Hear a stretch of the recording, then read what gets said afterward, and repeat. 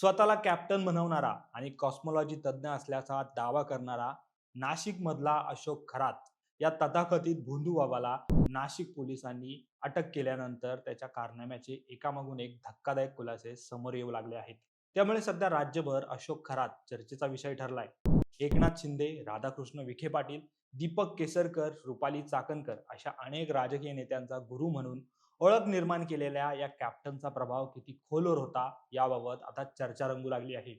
एका महिलेने केलेल्या गंभीर आरोपानंतर पोलिसांनी त्याला अटक केली. त्यानंतर समोर आलेल्या व्हिडिओमुळे हे प्रकरण आणखी गंभीर झालं. या व्हिडिओमध्ये तो आपल्या केबिनमध्ये संबंधित महिलेसोबत गैरवर्तन करत असल्याचं स्पष्ट दिसत असल्याचा दावा केला जातोय. मात्र सगळ्यांच्या मनातला महत्वाचा प्रश्न एकच आहे की हा अशोक खरात नेमका आहे तरी कोण? त्याने राजकीय वर्तुळात इतका प्रभाव कसा निर्माण केला होता? आणि भविष्य सांगण्याचा दावा करणाऱ्या या भोंदू बाबाचं स्वतःचं भविष्य आता अडचणीत आलं आहे. तो सध्या नेमक्या कोणत्या गुन्ह्यात अडकला आहे आणि या संपूर्ण प्रकरणामागचं सत्य नेमकं काय आहे, हे सगळं जाणून घेऊ या व्हिडिओमध्ये. नमस्कार, मी अरविंद आणि तुम्ही पाहतात महाराष्ट्र कट्टा.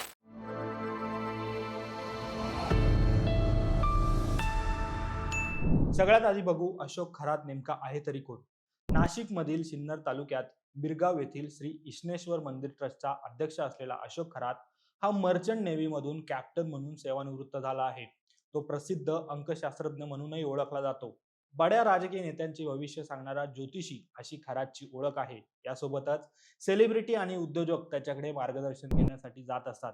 पण अशोक खरात पहिल्यांदा चर्चेत आला नोव्हेंबर 2022 मध्ये आणि त्याचं कारण होतं एकनाथ शिंदे.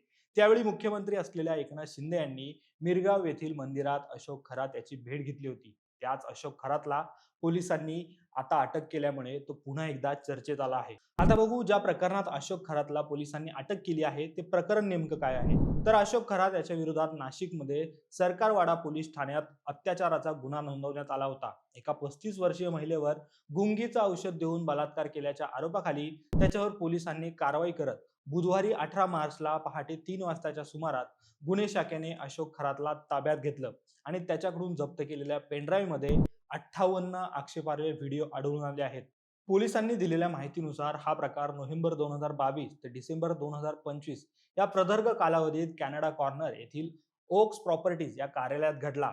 संशयित आरोपी असणाऱ्या खरातने पीडित महिलेचा धार्मिक विश्वास संपादन केला होता.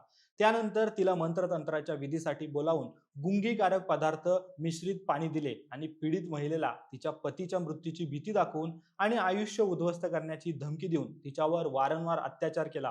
पीडित महिलेने दिलेल्या तक्रारीनंतर नाशिकच्या सरकारवाडा पोलिसांनी आरोपी विरोधात भारतीय न्याय संहितेच्या कलम 64(1), 74, कलम 352, कलम 351(1) सह अत्यंत कडक अशा महाराष्ट्र नरबळी आणि इतर अमानुष अघोरी प्रथा व जादूटोणा प्रतिबंधक अधिनियम अंतर्गत गुन्हा नोंदवला आहे.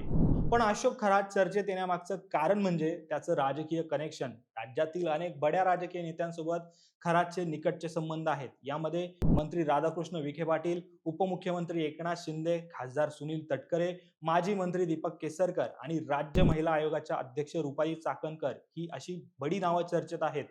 तर या सगळ्या प्रकरणाची सखोल चौकशी करण्याची मागणी अंधश्रद्धा निर्मूलन समितीने केली आहे.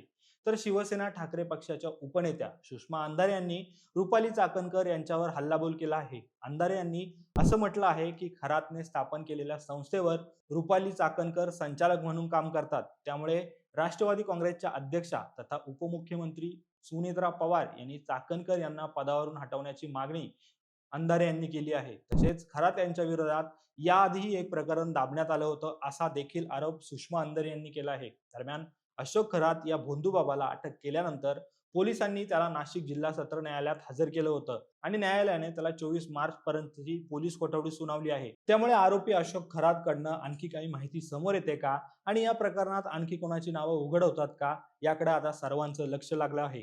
दरम्यान या सगळ्या प्रकरणावर तुमच्या काही प्रतिक्रिया असतील तर कमेंट बॉक्समध्ये नक्की लिहा आणि असेच व्हिडिओ पाहण्यासाठी आमच्या महाराष्ट्र कट्टाला तुम्ही नक्की सबस्क्राईब करा.